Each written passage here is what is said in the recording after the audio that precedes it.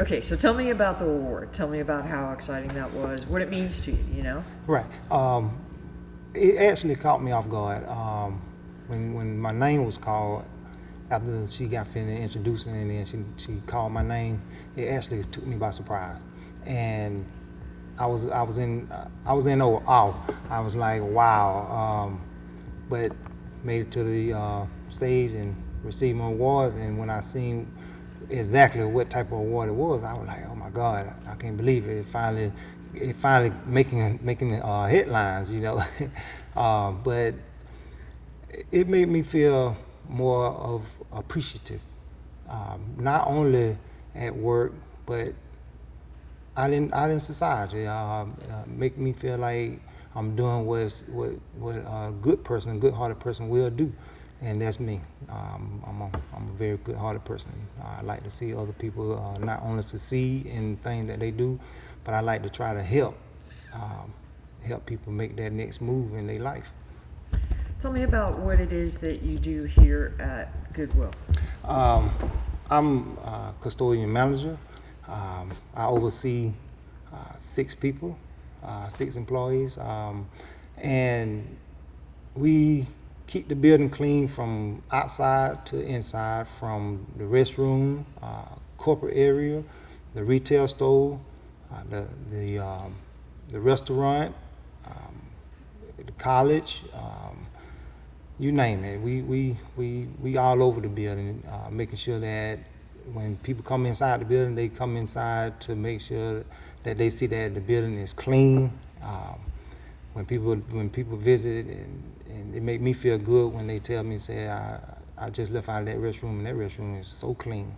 It make me feel real good to know that me and my team is doing a good job around here. When you first got out of prison, Yes.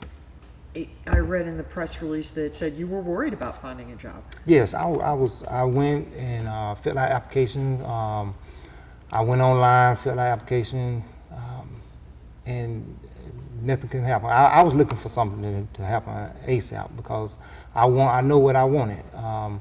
So when I came home and was looking for a job, I couldn't find no job.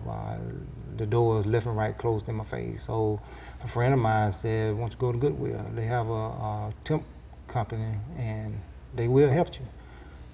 I went and she said, "Yeah, we come on in and fill out application. We got plenty of places we can try to send you, have a job for you." But it just so happened it was here. It was here, and I've been here ever since. Where did you start out doing? I started out doing temp in the ballroom for events. I started off working in there, and I did that for 3 months.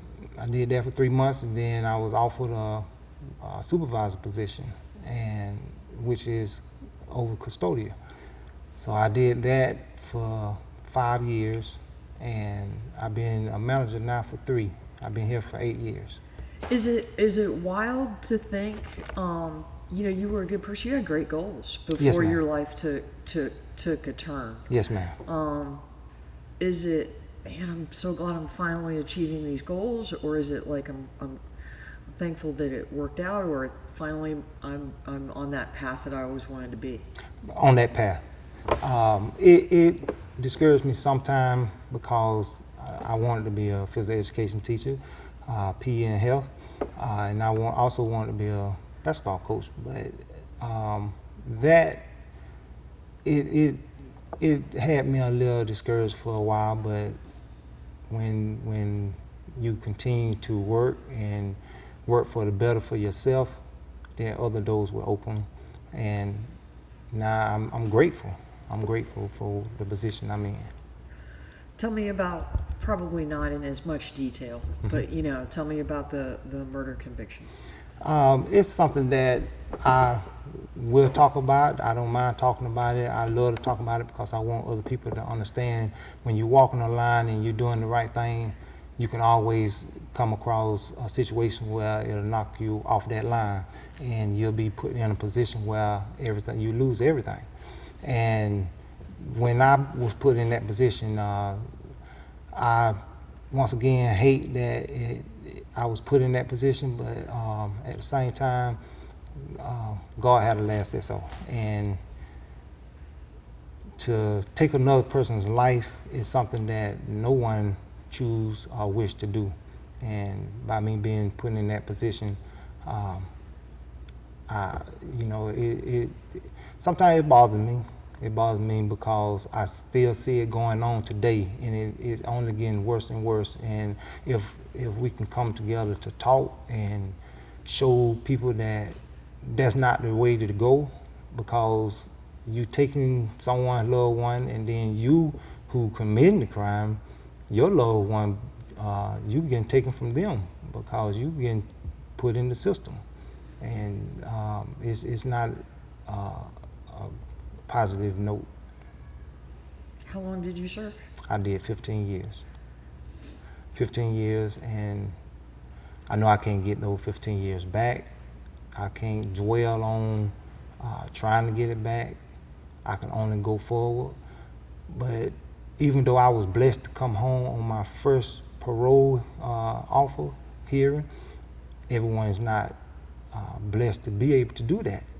And now that from a life sentence from 7 years to 14 years, and now it's 30 years, that's not good. That's not healthy, and it's just bad for the community for people to continue on going that route. You're doing great. Stay right there. I'm just being creative. My knee. Just keep looking right where you're looking. Okay. Okay?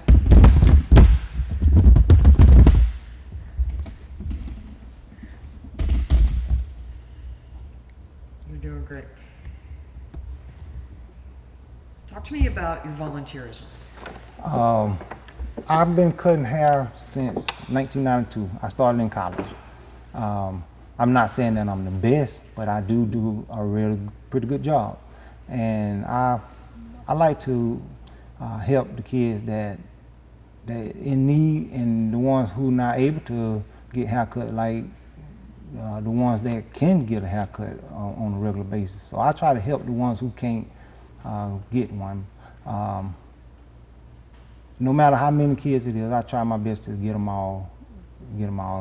I try to get them all in one day. If not, then I just roll it over to the next day and do it the next day. But I try to get everybody in that same day, no matter how many it is. Why is a haircut important? Why is it important to talk to these kids and Right. When you cutting hair, it's like, I won't say it's like gossiping. It's like trying to get people to hear and understand about life and other means where you know that people will listen. So when I get the kids in the chair and cut their hair, I try to talk to them, find out what their goals are, find out what they like in school, and try to direct them in a path where they'll understand that life is moving, and they need to do what they need to do right to move with the life, because they get left behind. And being left behind, that means they will turn their attention to other things. They'll turn their attention to people who don't mean them no good. So I try to give them some encouraging words to make sure that listen to their parents, because their parents not going to steer them wrong. What about the transition center? Those messages hit home. Yes. Being in the transition center, a lot of people take it for granted, but a lot of people, they ready to come home and show society that they can be productive. They be productive citizens. When I go and speak to them, I let them know that you're in the place now where you will really get you actually are out of prison. You in, but you actually out because you can go out and get a job. You can work. You can pay taxes.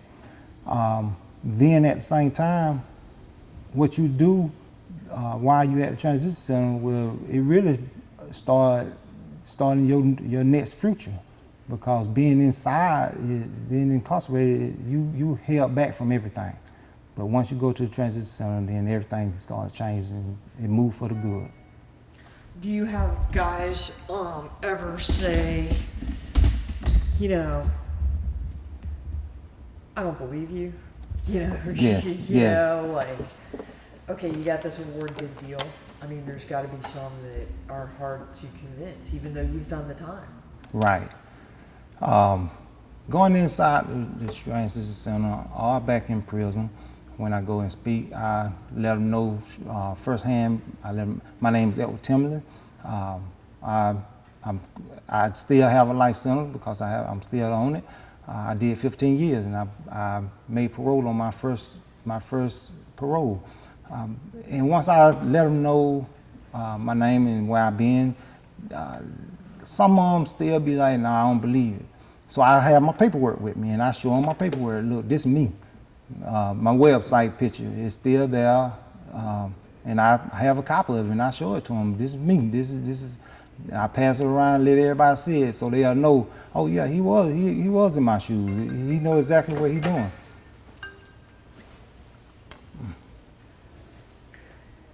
What, so let me be clear. So you received a life sentence? Yes. And so it was a life sentence, but with parole? But with parole, yes, ma'am. So do you still have to check in with the parole officer? I do. Right now, I'm on non-report status, so I call once a month. I still pay my parole fee. I've been home 8 years. I report on a monthly basis, which is an automated system, and I pay my monthly fee is $30.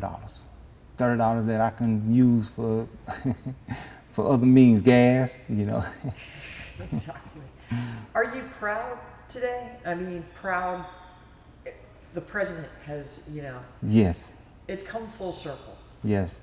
Yes. It makes you feel totally different. I'm not trying to let it go to my head and give me a big head, but it makes you feel different because it let people know that you're being seen. The work you've put in is being noticed, and I've put in work.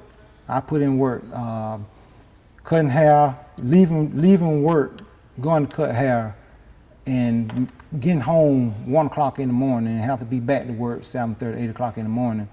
And I get off of work at 5 o'clock. So once I get off of work and I go cut hair, I cut hair all the way to 12, 12:30 and go home, shower, and go back to sleep. Sometimes I don't even eat, be too tired. Come on back to work and start doing it again. But now I try to take away a lot of that time and just cut hair on the weekends where I can rest my body. All right, Edward, first and last name and how to spell it. My name is Edward Timley. First name is Edward, Edward. Last name is Timley, Timley. All right, good job.